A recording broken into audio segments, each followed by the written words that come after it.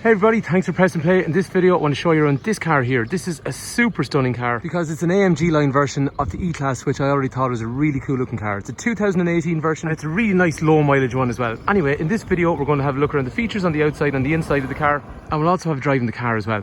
One thing about this car is I think at the price point this is at, this is very comparable to the popular SUVs that you see people buying. For example, you could go buy something like a Qashqai or a Tucson brand new for around the same price point, but again this was a much more expensive car brand new, and in this trim, in this colour, and with the amount of people ringing us this year saying they're looking for larger cars to go on staycations, I think this is going to be a really cool car to own as a family car. It looks cool, but it's also pragmatic as well. And there's an absolute shed load of spec on this car. There's so much stuff. So we're going to run through that. Anyway, Brian is my name. If there's any information you want on the car, call, text, WhatsApp 086 843 1945.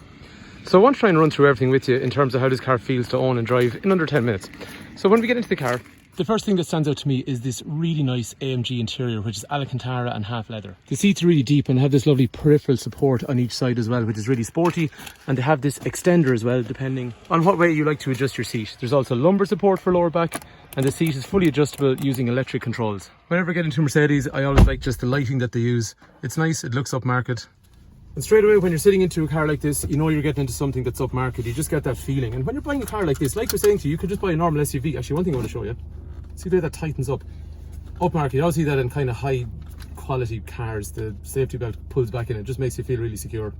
But like we're saying, you could go buy a normal Qashqai or something like that for similar money, but you don't get the same feeling. I don't care what anyone says. This is just a nice place to be. Anyway, to get driving, get the automatic control down through here. So select D and we'll go. The engine in this car is a 2-litre diesel and about 194 horsepower. But actually road tax is €200 for the year. The cabin is so nice. We're going to go into more detail on that when we get back and have a look around all these features. But it's got the big widescreen setup in it as well. So it's really nice. Down through here, there's nice aluminium pedals as well. So they look nice and they're nice to use. But it feels wide on the road. It just feels like you're driving something upmarket. And the steering wheel has nice materials, so perforated and flat edge at the bottom. So it's sporty kind of steering wheel, but still classy as well because it's leather coated. From experience, these cars can achieve up to 50 miles per gallon, which is really good. But if you want some more aggressive driving, you have these paddle shifters to go up and down through the gears. If you want a more aggressive driving pattern than what the car is automatically going to do. Now, for most people, they're going to buy a car like this. It's a big cruiser, and that's not really what they're going to be about. They want to just cruise rather than actually being aggressive. But if you want, you have this nice panel up here, which gives you engine feedback. We'll have a look at that in a little while. But if you want to drive aggressively, like we're saying, there's 194 horsepower. You can manipulate the gears using these nice paddles, and it's just more enjoyable and engaging. But for most people, they're going to cruise in a car like this. Anyway, like I said before, this car just feels really upmarket. Sitting in the car, looking around all the nice materials that are used on it, it's just a really nice place to be. And we're going to have a better look at that massive widescreen in a sec and all the controls and manipulations that you can make using it. So I think the front end of these cars is so super stunning. So you see the way those LED lights are, they really match the chrome slats that are on the bottom of the bumper.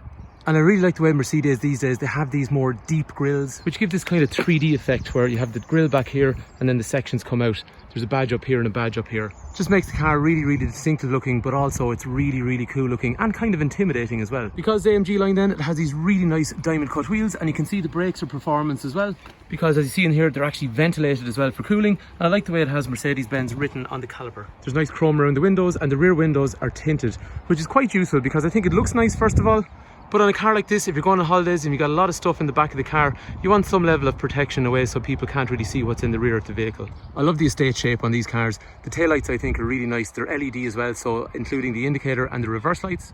And I quite like that chrome section that goes along the top of the taillights across the boot lid as well. For symmetry then, along the back, there is this nice exhaust looking style setup, and again it has a chrome section along the bottom of the bumper, which again looks really nice.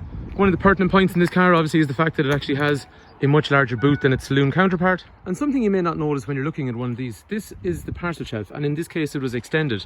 But from a pragmatic point of view, what happens is it actually gets dragged up out of the way even when it's pulled back, which allows you to put all your stuff into the back of the car. And it also has these little buttons on either side, and what they're used for is dropping the seats forward. As with most modern Mercedes, there is no spare wheel, but there's a very deep storage area in the rear of the car as well. So that's what I'm saying about this car. Do you know what? The boot is actually larger and more pragmatic than a lot of the SUVs are on the market at a similar price point. And in terms of closing the boot then, you can reach up along through here, or if you don't want to reach, you can just use your key and that will drop the boot back down for you. Moving into the rear of the car then, just look at the materials that are used along here. There is a tweeter up through here, This is a wood grain finish, but it's dark, and it's actually quite nice because the interior is dark, so it's got brushed aluminium and small bits of chrome along through there, nice leather along through here, and this dark wood grain effect as well, which really complements that dark interior that's in the car. Like what we said already, it's a half leather Alcantara finish, and it's really excellent condition all the way through. There's a massive armrest in through the centre with some storage, with some drinks holders, and just small telltale areas along here. These are dark plastic, but they can get scratched sometimes. On this one, I have to say they're in really nice condition. There's storage on both sides back through here.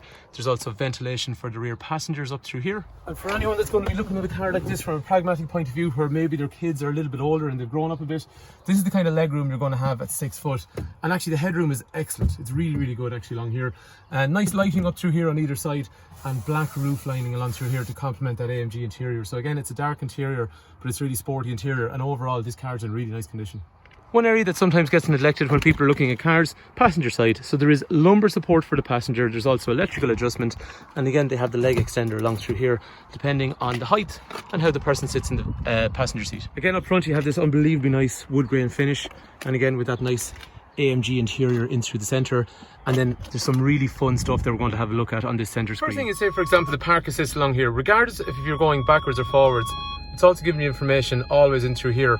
At slow speed, if you're gone backwards, you'll also have the camera, and there's a bit of adjustability on the camera as well. So what you can do is you can go into much more panoramic. Look at the size of it, it's absolutely massive. This is the widescreen setup on it.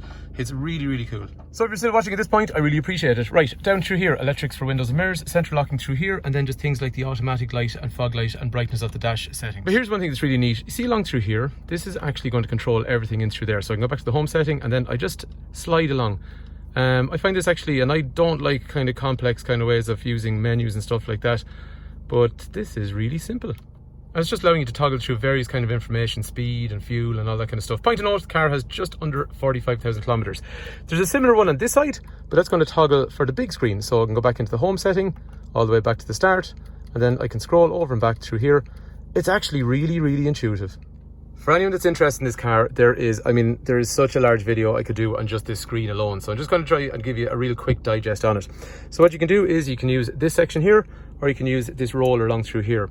So back to the very home section, you got information on navigation, and there's a massive widescreen navigation in through there. I can use things like the radio, or I can stream music via USB or Bluetooth, telephone information connect, which is the Mercedes app.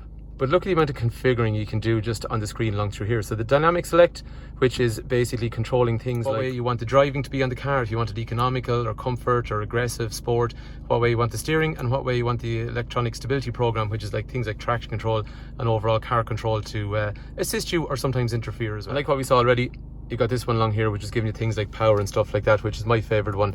Things like oil temperature and battery level, and then newton meters of torque and horsepower as well. I understand this is a family car, but you know, these things are nice. Surely there's other people like me out there. So things like light settings, which is what way you want the exterior lights to be set, and also the interior ones. And as we saw then, you've got lovely, these are so nice to travel in at night time with all the ambient lighting all the way around the cabin as well. And things like the intensity and the color, you can select all that kind of stuff from there. Again, just customizing the car in a way that you would feel is suitable for you. Couple of things I'd say. There is these controls here for heating. There is another way of doing it, but if I control the menu here, then it's obviously dual zone, you know, and straightforward heating controls that you'd expect. There's hard buttons down through there. So like what you saw, I was toggling through the screen up through there, but there's these hard buttons. So if you're somebody that's kind of going, I'm not really into this stuff and I don't understand these screens and all that kind of thing, fine. There's still the hard buttons: radio, media, telephone, navigation. Massive bit of storage with some drinks holders in through here as well. And we saw the control I was using here, volume up and down, really, really simple. And then after that, things like, we'll say, auto stop start, the parking camera setup we looked at already. And even a quicker version, rather than going into the settings along here, we can change the dynamic mode of the car. So if we wanted sporty or comfort or aggressive or economical. In through the center there, there's some storage in through here. And then you've got the USB connectors in through here as well, and also an SD card as well. Passenger seat has a heat seater, and also the driver's side has heat seater. But here's one thing I haven't seen on a car before. The driver can also control the passenger's heated seat, which is quite useful. I think this is a very classy car, but it's actually a brilliant all-around family car as well. So if you'd like more information on this car, my name is Brian, 086 843 1945. Call, text, WhatsApp, and I'll be happy to go through information on the car, or information on financing, or information on trading in a car, or whatever it is you'd like to know. So thanks a million for taking time to watch. Hopefully the video has been useful.